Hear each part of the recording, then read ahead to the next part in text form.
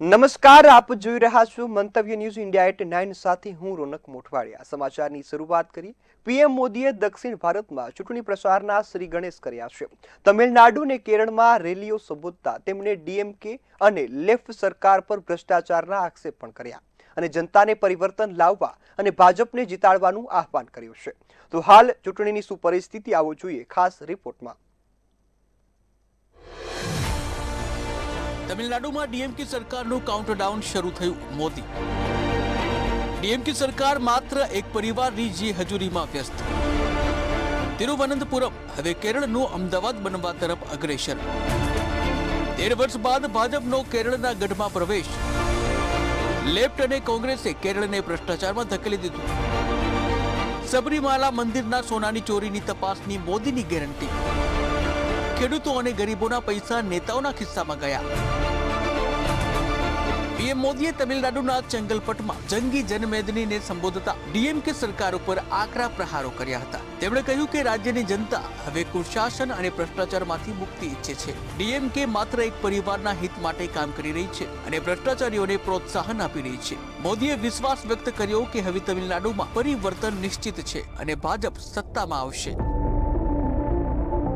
आने वाले चुनाव केरला की दशा और दिशा को बदलने का चुनाव है। जब केरला के फ्यूचर की बात आती है तो आपने अब तक दो पक्ष ही देखे हैं। एक तरफ एलडीएफ और दूसरी तरफ यूडीएफ, और इन दोनों ने बारी बारी से केरला को तबाह किया है। लेकिन एक तीसरा पक्ष भी है। वो पक्ष डेवलपमेंट का है, गुड गवर्नेंस का है, बीजेपी एनडीए का है। एलडीएफ और यूडीएफ के लोगों ने केरला को करप्शन, कुशासन और अपीजमेंट की खतरनाक राजनीति में झोंक दिया है। અમદાવાદ મ્યુનિસિપલ કોર્પોરેશનની 1987ની જીત બાદ જેમ ગુજરાતમાં ભાજપનો પાયો નખાયો હતો તેમજ કેરળના તિરુવનંતપુરમમાં મળેલી ઐતિહાસિક જીતને મોદીએ ટર્નિંગ પોઈન્ટ ગણાવ્યો છે। છેલ્લા 45 વર્ષથી લેફ્ટના કબજામાં રહેલા આ ગઢમાં ભાજપે મેયર પદ મેળવીને ઇતિહાસ રચ્યો છે। પીએમએ કહ્યું કે જે રીતે અમદાવાદથી ગુજરાત બદલાયું તેવી જ રીતે તિરુવનંતપુરમથી હવે આખું કેરળ બદલાશે। केरला को विकसित बनाने में हमारी युवा शक्ति की बहुत बड़ी भूमिका है। लेकिन कांग्रेस ने यहां की युवा शक्ति के साथ हमेशा धोखा किया। एनडीए के पास केरला के यूथ के लिए रोजगार के अवसर बनाने का रोडमैप है। आज पूरी दुनिया आत्मनिर्भर भारत अभियान में अपने लिए अवसर देख रही है। इसलिए गल्फ हो, यूरोप हो, दुनिया के अनेक देशों के साथ भारत बड़े समझौते कर रहा है। इन समझौतों का बहुत अधिक लाभ केरल को मिल सकता है, लेकिन इसके लिए यहां बीजेपी की डबल इंजन सरकार होना बहुत जरूरी है। કેરળમાં એલડીએફ અને યુડીએફના એજન્ડા સમાન હોવાનો દાવો કરતા પીએમ મોદીએ કહ્યું કે આ બંને પક્ષોએ મળીને રાજ્યના યુવાનો અને ખેડૂતો સાથે છેતરપિંડી કરી છે। 2014 પહેલા દિલ્હીમાં લેફ્ટના ટેકાથી ચાલતી કોંગ્રેસ સરકારે ખેડૂતોના પૈસા લૂંટ્યા હતા। પીએમ સ્વનિધિ અને કિસાન નીતિ જેવી યોજનાઓ દ્વારા હવે સીધા પૈસા ગરીબોના ખાતામાં જઈ રહ્યા છે, જે વિપક્ષી નેતાઓ રોકી શકતા નથી। भगवान अयप्पा के प्रति पूरे देश के लोगों की, हम सबकी अगाध आस्था है। लेकिन एलडीएफ सरकार ने सबरीमला मंदिर की परंपराओं को नुकसान पहुंचाने में कोई कसर नहीं छोड़ी है। अब यहां गोल्ड के चोरी होने की खबरें आ रही है। मंदिर में से भगवान के पास से गोल्ड की चोरी, सोने की चोरी। मैं एक बात स्पष्ट कहना चाहता हूं, यहां बीजेपी सरकार बनते ही आरोपों की पूरी जांच होगी और दोषियों की जगह जेल में होगी। और ये मोदी की गारंटी है। સબરીમાલા મંદિરના વિવાદ અને સોનાની ચોરીના મામલે મોદીએ લેફ્ટ સરકારને આડે હાથે લીધી હતી। તેમણે ગેરંટી આપી કે ભાજપ સરકાર બનતા જ આ તમામ કૌભાંડોની તપાસ થશે અને દોષિતો જેલમાં ધકેલવામાં આવશે। વિકાસની વાતો કરતા તેમણે ઉમેર્યું કે કેરળને વિકસિત બનાવવા માટે ડબલ એન્જિન સરકારની જરૂર છે, જેથી ગલ્ફ અને યુરોપ સાથેના કરારોનો સીધો લાભ રાજ્યના યુવાનોને મળે। બ્યુરો રિપોર્ટ, મંતવ્ય ન્યૂઝ।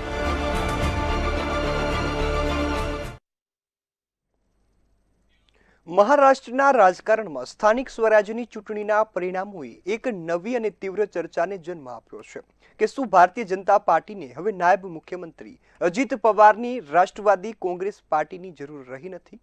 આ કોંગ્રેસમાં ભાજપે મળેલી પ્રચંડ જીત અને તેની સામે અજીત પવારની એનસીપીના નિરાશાજનક પ્રદર્શને આ સવાલને વધુ પ્રાસંગિક બનાવ્યો છે। તો હાલની પરિસ્થિતિ શું છે અને ભાજપ અને એનસીપીની સ્થિતિ મહારાષ્ટ્રમાં શું છે, આવું જોઈએ ખાસ રિપોર્ટમાં। મહારાષ્ટ્રનું રાજકારણ હંમેશા ગઠબંધનના જટિલ સમીકરણો પર ચાલતું રહે છે। 2023માં જ્યારે અજીત પવારે શરદ પવારથી અલગ થઈને પોતાની એનસીપી બનાવી અને ભાજપ શિવસેના શિંદે જૂથ સાથે મહાયુતિ ગઠબંધનમાં જોડાયા, ત્યારે મહારાષ્ટ્રના રાજકારણમાં મોટો ભૂકંપ આવ્યો હતો। આ પગલાથી ભાજપને મરાઠા અને ગ્રામીણ વોટ બેંકમાં મજબૂતી મળી હતી। જો કે આ ગઠબંધન શરૂઆતથી જ અસહજ રહ્યું છે। આરએસએસના મુખપત્ર ઓર્ગેનાઇઝરે પણ ભ્રષ્ટાચારના આરોપો ધરાવતા અજીત પવાર સાથે ગઠબંધન કરવા બદલ ભાજપની ટીકા કરી હતી।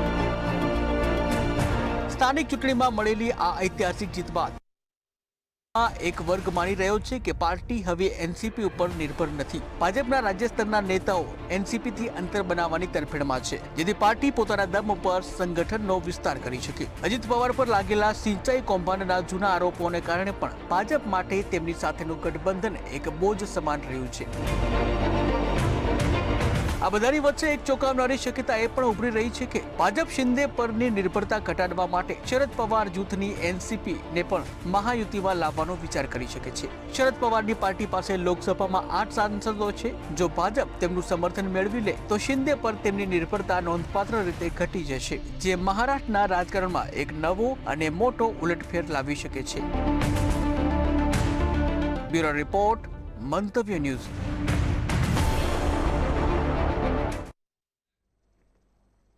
મધ્યપ્રદેશના ઇન્દોર શહેરના ભાગીરથપુરામાં દૂષિત પાણીની ઘટના બાદ હવે જિલ્લાના મઉ તાલુકાના પ્રતિ બજાર વિસ્તારમાં છેલ્લા 10 થી 15 દિવસમાં 19 બાળકો સહિત લગભગ 25 લોકો કમળો અને ટાઇફોઇડ જેવી ગંભીર બીમારીની ચપેટમાં આવી ગયા છે। આ સમગ્ર ઘટનાને પગલે વિસ્તારમાં ભયનો માહોલ છે। તો હાલ પરિસ્થિતિ કેવી અને કેવી સ્થિતિ છે, આવું જોઈએ ખાસ રિપોર્ટમાં। ઇન્દોર બાદ મઉમાં દૂષિત પાણીનું તાંડવ, ઘેર ઘેર થયા માંદગીના ખાટલા। 10 થી 15 દિવસમાં 19 બાળક સહિત 25 લોકોની અસર, કમળો અને ટાઇફોઇડ જેવી ગંભીર બીમારીઓની ચપેટમાં। આ ઘટનાને પગલે સમગ્ર વિસ્તારમાં ભયનો માહોલ। સ્થાનિક નાગરિકોના જણાવ્યા અનુસાર આ વિસ્તારના નળોમાં ગંદુ, દુર્ગંધયુક્ત અને ડહોળું પાણી આવી રહ્યું છે। પાણીને ઉકાળ્યા પછી પણ વાસણોના તળિયે કચરો જામી જાય છે। આ ગંભીર પરિસ્થિતિને કારણે કેટલાક બાળકોને હોસ્પિટલમાં દાખલ કરવાની પણ ફરજ પડી છે। આ ઘટનાની જાણ થતાં જ એસડીએમ રાકેશ પરમાર અને તહસીલદાર વિવેક સોની સહિતના અધિકારીઓ ઘટના સ્થળે પહોંચી ગયા હતા। અધિકારીઓએ પરિસ્થિતિની ગંભીરતા ચકાસવા માટે એક ઘર પાસેથી પાણી મંગાવીને જાતે પીને તેની તપાસ કરી હતી। આ સાથે બીએમઓ ડોક્ટર યોગેશ સિગારેના નિર્દેશન હેઠળ આરોગ્ય વિભાગની ટીમે વિસ્તારમાં ઘરે ઘરે જઈને બીમાર લોકોના સેમ્પલ એકત્રિત કરવાનું શરૂ કર્યું છે.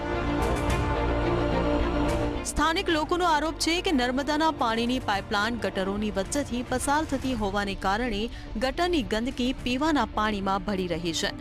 પાણીમાં આવતી દુર્ગંધ અને ડહોળાપણું આ વાતનો સ્પષ્ટ સંકેત આપે છે. જો કે વહીવટી તંત્ર દ્વારા કરાયેલી પ્રાથમિક તપાસમાં હજુ સુધી આવું કોઈ લીકેજ મળી આવ્યું નથી. मेरे ये 2 बच्चे हैंगे, एक 10 साल का और एक 4 साल का. इनको 3-4 दिन से यानी उल्टी दस्त वगैरह लग रहे थे, तो मैंने उनको डॉक्टर अली मेहंदी को दिखाया. तो उन्होंने इनको उनकी जांच करवाई ब्लड की, तो उसमें एक पीलिया का बताया उन्होंने. तो फिर उनको हॉस्पिटल में उन्होंने अर्जेंटली उन्होंने भर्ती करवा दिया. बोले इनको भर्ती करना पड़ेगा, पानी दूषित आ रहा है तो उसके चक्कर में बहुत सारे बच्चे हमारे गली के बहुत सारे बीमार होंगे. बुखार हो रहा था और उल्टियाँ आ रही थी 3 दिन से. अभी कोई स्वास्थ्य विभाग की टीम भी आई थी जांच करने, क्या हुआ, क्या दिखाया, क्या बोला? ब्लड टेस्ट, उन्होंने ब्लड टेस्ट लिया और ये दवाइयाँ दी है. किस तरह की बीमारी का बताया, कुछ बताया उन्होंने, क्या हुआ? अभी नहीं बताया. कितने दिनों से समस्या हो रही थी? 3 दिन. क्या पानी पीने में? हाँ शायद. कितने दिनों? इनकी तबीयत बहुत खराब हो रही, 3 दिन हो गए हैं. 2-3 डॉक्टर भी बदल दिए हैं, बट वो यही वजह है कि पानी की वजह से बीमार रहेंगे. बट पानी हम लोग तो बहुत सेफली पीते हैं, छान कर उबाल कर.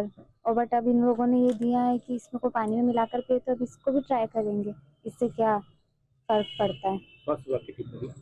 स्वास्थ्य विभाग वो सर्वे कर रहे हैं ना, सर्वे वालों ने दिया. और कितने दिनों से आपके क्षेत्र में ये समस्या आ रही पानी? काफी दिन से. और वजह तो मुझे यही लगता है कि नाली वगैरह की वजह से भी यही, क्योंकि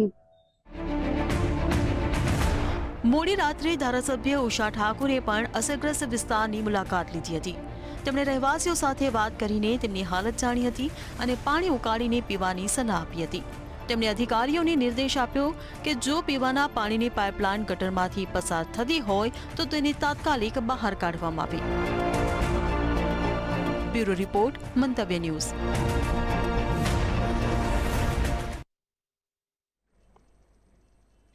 ઝારખંડના સારંડાના ગાઢ જંગલોમાં છુપાયેલા નક્સલીઓ પર સુરક્ષા દળો કાળ બનીને ત્રાટક્યા છે. ત્યારે છેલ્લા 36 કલાકથી ચાલી રહેલી ભીષણ અથડામણમાં અત્યાર સુધીમાં 21 નક્સલીઓને ઠાર મારવામાં આવ્યા છે. તો હાલ શું પરિસ્થિતિ છે, આવું જોઈએ ખાસ રિપોર્ટમાં.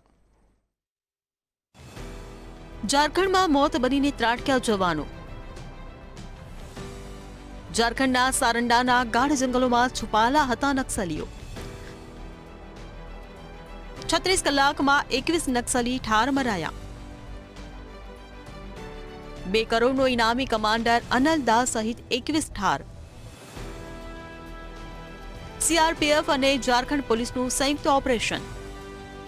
ગુરુવારે 15 નક્સલીઓના મોતની પુષ્ટિ થયા બાદ શુક્રવારે વધુ 6 મૃતદેહો મળી આવતા મૃત્યુઆંક 21 પર પહોંચી ગયો છે. સુરક્ષા દળોએ 2 કરોડથી વધુના ઇનામી અને કુખ્યાત નક્સલી કમાન્ડર પતિરામ માંઝી ઉર્ફે અનલદાને તેના 25 સાથીઓ સાથે ઘેરી લીધો હતો. આ ઓપરેશનમાં અનલદા સહિત 21 નક્સલીઓ માર્યા ગયા છે. અનલદા પર ઝારખંડ સરકારે 1 કરોડ રૂપિયા, ઓડિશા સરકારે 1.2 કરોડ રૂપિયા અને નેશનલ ઇન્વેસ્ટિગેશન એજન્સીએ 15 લાખ રૂપિયાનું ઇનામ જાહેર કર્યું હતું. આમ તેના પર કુલ 2.35 કરોડ રૂપિયાનું ઇનામ હતું. आपको पता है कि सरंडा जंगल में माओवादी का जमावड़ा कुछ दिनों से है. लगभग 60 का संख्या में ये लोग उपस्थित थे और जब भी पुलिस बल उधर जा रहे थे तो पुलिस बल के ऊपर किसी तरह का घटना कर लेते थे.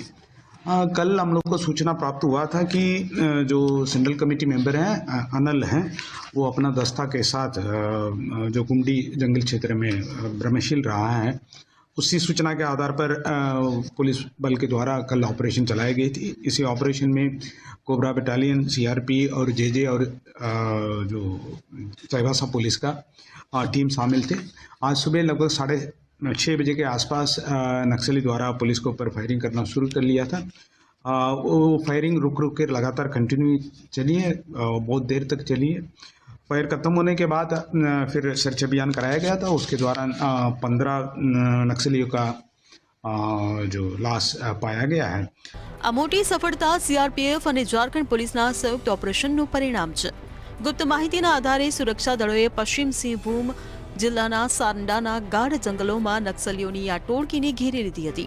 નક્સલીઓ તરફથી ફાયરિંગ શરૂ થયા બાદ સુરક્ષા દળોએ મોરચો સંભાળ્યો અને જડબાતોડ જવાબી કાર્યવાહી કરી, જેમાં નક્સલીઓને ભારે નુકસાન થયું. जिन लोग का डेड बॉडी मिला है उसमें इम्पोर्टेंट अनल उर्फ पतिराम मांझी है. अनल पतिराम मांझी सेंट्रल कमेटी का मेंबर है, बहुत इम्पोर्टेंट है. अनमोल दा बीजे सेक Bihar Jharkhand special area committee का मेंबर है. अनल के ऊपर झारखंड सरकार के द्वारा 1 करोड़ का इनाम है. अनमोल के ऊपर 25 लाख का इनाम है. अमित मुंडा जोनल कमेटी मेंबर है, उसके ऊपर 15 लाख का इनाम है. उसके अलावा पिंटू लोहरा सब जोनल कमेटी मेंबर है, 5 लाख का इनाम है. लालजीत है सब जोनल कमांडर. राजेश मुंडा, बुलबुल, बबीता, पूर्णिमा, सूरजमणि और जोगा, इतने लोगों की पहचान अभी हो पाई है. 4 लोगों की पहचान होनी अभी बाकी है. इनके ऊपर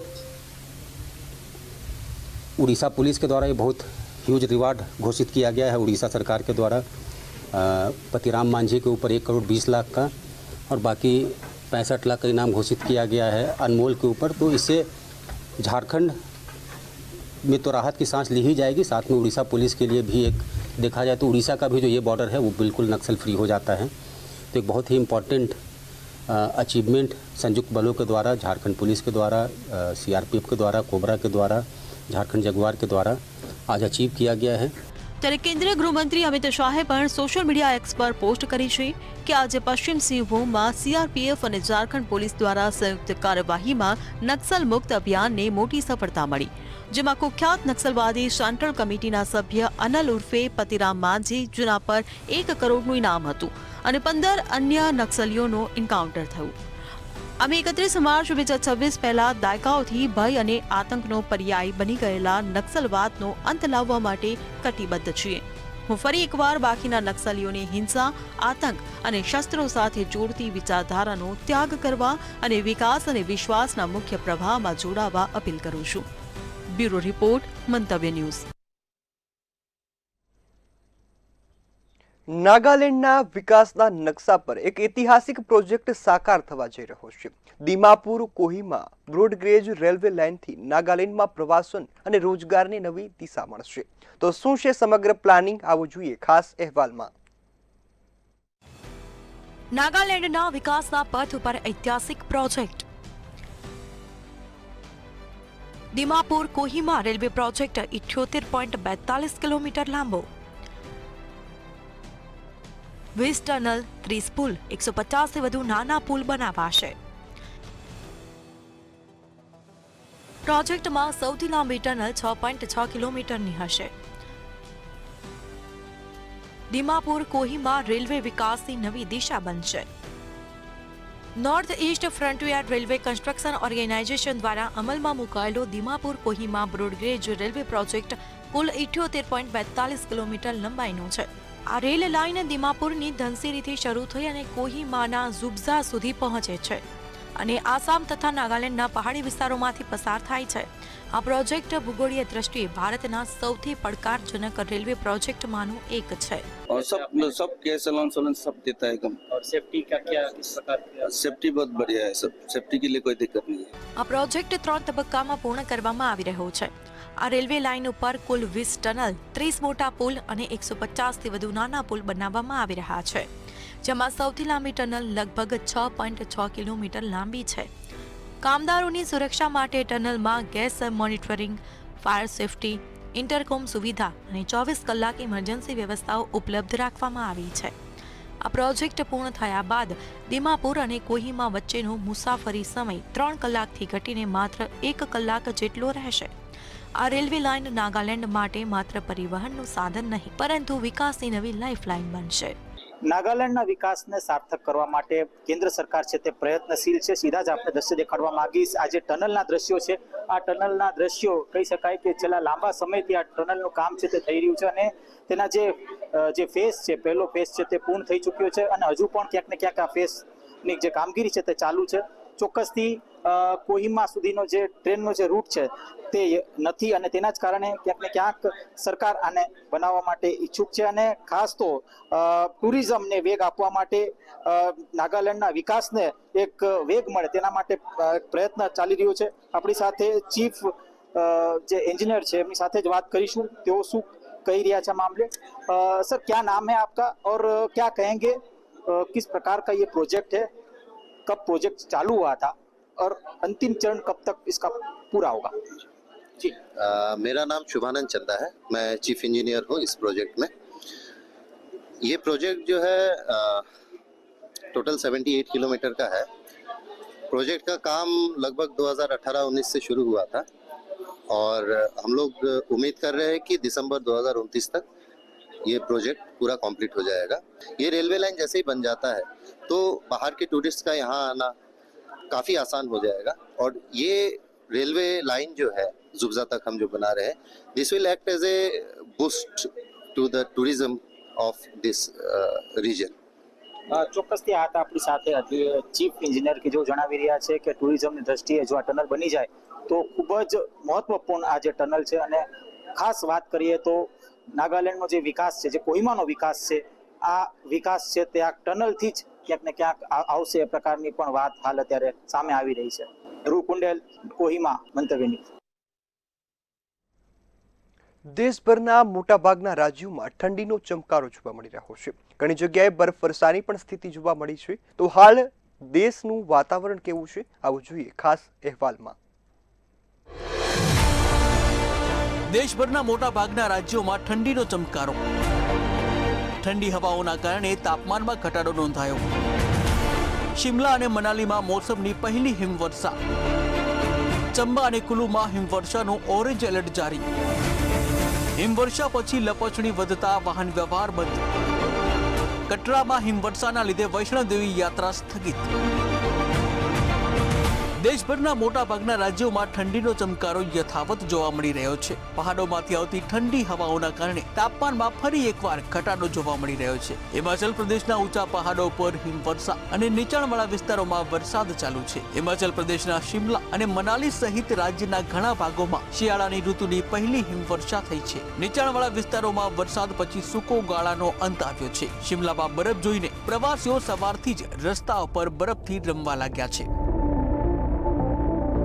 વરસાદ અને હિમવર્ષા પછી તાપમાનમાં ફરી એકવાર ભારે ઘટાડો જોવા મળી રહ્યો છે। હવામાન વિભાગની આગાહી અનુસાર ચંબા, કુલુ, લાહોલ સ્પીતિમાં ભારે હિમવર્ષાનો ઓરેન્જ એલર્ટ જારી કરવામાં આવ્યું છે। હિમવર્ષા પછી નવયુગ ટનલ પાસે રોડ પર લપસણી વધતા વાહન વ્યવહાર બંધ કરવામાં આવ્યો છે। રોડ પર લપસણી વધવાના કારણે લોકોને બિનજરૂરી મુસાફરી ટાળવાની સલાહ આપવામાં આવી છે। જ્યારે કટરામાં હિમવર્ષાને કારણે વૈષ્ણોદેવી યાત્રા સ્થગિત કરવામાં આવી છે। બ્યુરો રિપોર્ટ, મંતવ્ય ન્યૂઝ।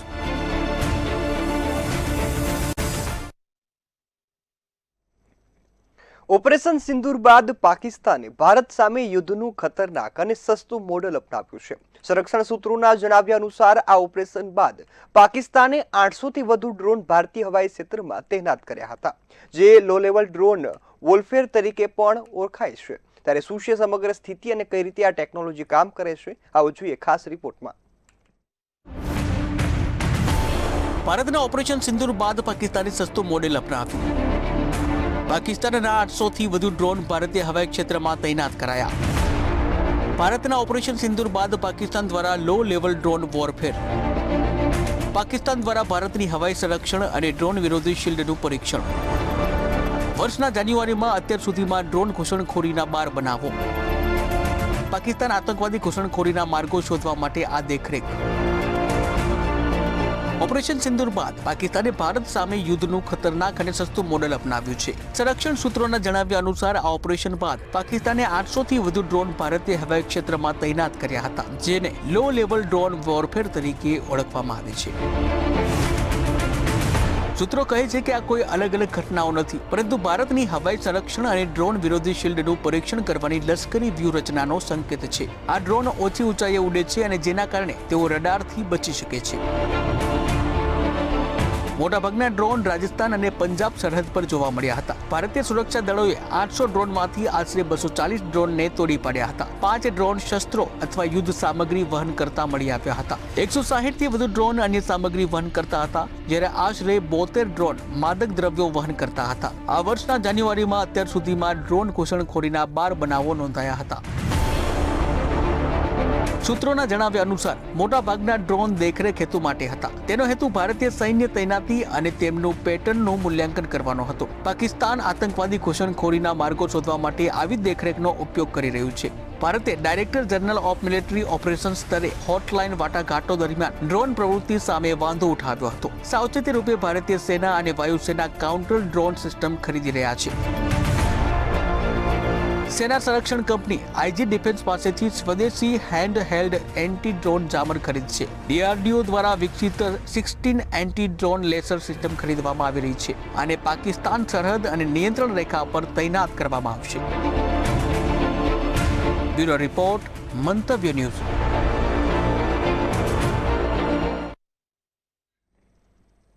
તો હાલ સમાચારમાં આટલું જ. વધુ સમાચારોની અપડેટ માટે જોતા રહો મંતવ્ય ન્યૂઝ. નમસ્કાર.